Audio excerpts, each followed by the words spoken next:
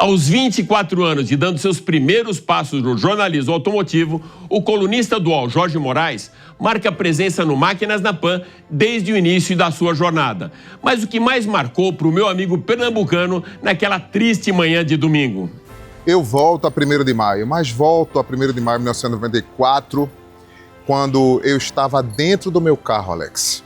Exatamente dentro do meu carro, chegando na casa da minha mãe, né, na casa dos meus pais, e colocando o carro na garagem e já indo a caminho da televisão. Era como se fosse a última curva antes de chegar lá no fatídico acidente do Senna. No que eu fui, meu amigo, só deu tempo de entrar. Só deu tempo de entrar e silenciar.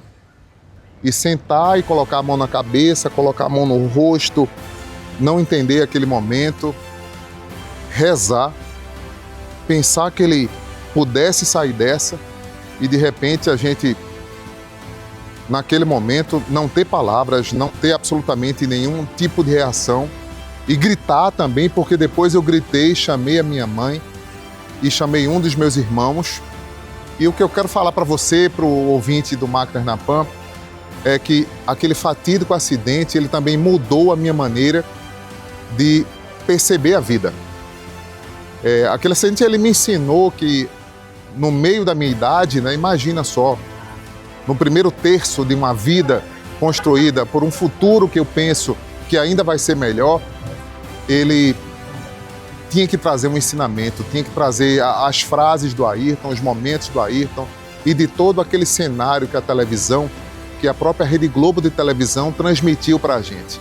Então eu já te acompanhava, Alex Ruffo, e lembro dos momentos emocionantes da sua fala, do seu texto, da sua vida e tantos outros colegas, como o Reginaldo Leme, como o próprio Galvão Bueno, né? Falar de Ayrton Senna naquele dia foi como se o Brasil desligasse um disjuntor na Fórmula 1 e tivesse que ligar um novo disjuntor, que até hoje a gente procura a luz do próximo campeão.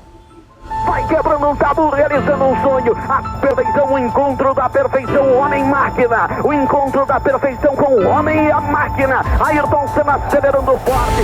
Publisher da revista Carro e revista Racing, Sérgio Quintanilha é também o criador do maior prêmio de motorsports no Brasil, o Capacete de Ouro. Mas qual a memória que o Quinta tem sobre aquele final de semana de corrida?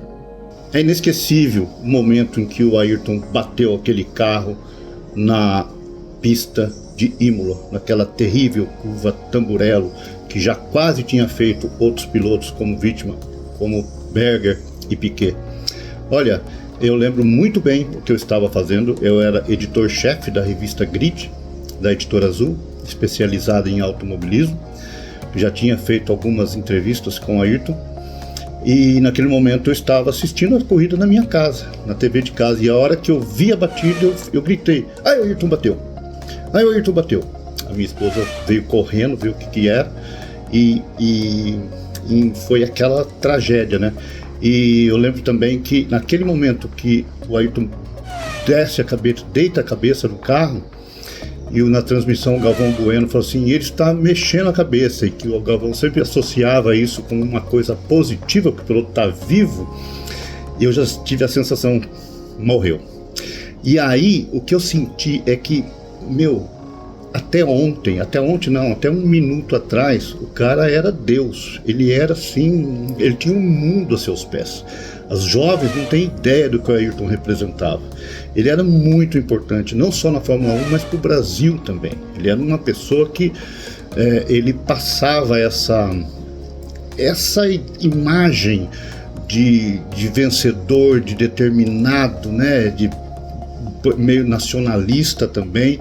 Acho que ele exagerava em algumas coisas, especialmente na parte religiosa também. O Prost, por exemplo, dizia que o problema não é que o Ayrton vê Deus, ele acha que é Deus. Só que depois a gente viu que mesmo os mais críticos dele, né, o Prost veio para o sepultamento do Ayrton e tudo isso ficou menor diante do que aconteceu. Mas enfim, Ayrton Senna é um herói do esporte, um brasileiro inesquecível. Não era perfeito, como muita gente pensa, mas ele era realmente necessário para fazer com que esse país sentisse que ele tem força e pode, quando ele tem determinação e as condições favoráveis para isso. Ergue o braço e comemora com a torcida brasileira. Ayrton Senna McLaren! Grande vitória de Ayrton no Grande Prêmio do Brasil! O piloto e jornalista Gerson Campos acelera forte nas pistas ao lado de Rubinho Barrichello no programa Acelerados e ao nosso lado no universo da mobilidade urbana. Mas será que em 1994, aos 11 anos de idade, ele já era fã das corridas? Dia 1º de maio de 1994, lembro como se fosse hoje, apesar de estarmos há 31 anos daquele dia. Eu tinha 11 anos, já era um fã fanático por Fórmula 1. Eu lembro que quando aconteceu o acidente eu estava sentado, deitado no sofá, vendo a corrida com os pés em cima do colo do meu pai. E aí, naquela época, meu pai, acho que lendo jornal, uma revista, ele não era tão ligado assim, mas ele fez uma cara, né? E eu, como criança, não tinha sacado tanto a gravidade, né? Na verdade, a gente tinha visto no dia anterior o que aconteceu com o Ratzenberger, mas o Senna era o Senna, né? Não ia acontecer com ele jamais. Então, assim, foi socorrido, o que tá acontecendo? E aí, quando ele foi pro hospital, minha mãe ligou pra minha tia, conversavam sobre o acidente, né?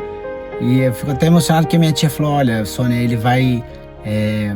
o Gersinho, ele tá sabendo, eu acho que é melhor você preparar ele, porque ele perdeu muita massa encefálica, falando do Ayrton, né? Eu lembro até hoje essas frases, esses detalhes, né? E aí a gente saiu e foi pra casa da minha avó. E quando a gente chegou na casa da minha avó, nesse caminho que era super perto, minha avó abriu a casa já com a notícia, né? E aí a gente se abraçou e chorou como se fosse um ente querido da família, né? Passamos aquele dia inteiro num sentimento de muita tristeza. Lembro que depois disso eu fui na casa da minha madrinha à tarde e quando ela abriu a porta, a mesma coisa. Eu olhei para ela assim, eu tinha 11 anos, ela já era mais velha, é claro, mas ela me abraçou como se a gente tivesse perdido um ente querido da família. Então foi realmente um sentimento que eu acho que jamais vai acontecer de novo, unir tanta gente, né? Unir crianças, adultos, idosos no mesmo sentimento. O que o Ayrton fazia, o que ele conseguia é algo realmente muito fora da curva, né? Daí pra frente acho que foi um negócio muito duro na nossa vida, mas eu lembro que muita gente falou, não vou mais assistir Fórmula 1, sem o Ayrton não tem graça. Mas eu lembro que eu tava lá no GP de Mônaco, acordando às 8 e pouco da manhã, botando o meu VHS para gravar, vendo a homenagem dos pilotos, e eu não abandonei Mônaco, que era a corrida seguinte, e continuei assistindo com a mesma paixão, e estou aqui até hoje, mais de 30 anos depois, sempre celebrando o legado do Ayrton e falando com muito carinho. É isso aí, pessoal, um abraço a todos e Senna sempre. É a Tamburello, a mesma curva onde bateu Nelson Piquet em 1987. Vamos aguardar o atendimento ao brasileiro Ayrton Senna.